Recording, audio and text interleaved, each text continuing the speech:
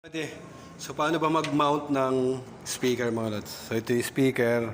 Paano natin i-mount yan dun sa butas?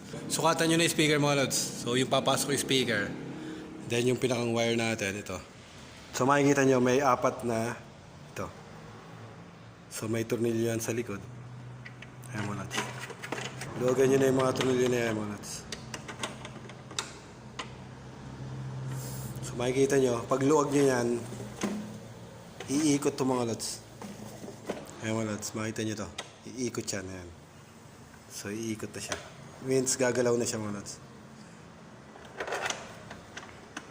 So paabang inigpitan nyo yan, sasarayan ang kanya mga lods yan. Sasarayan. Hanggang sa bumaba na bumaba yung tornilyo mga lods. Hanggang sa maila na maila yung tornilyo.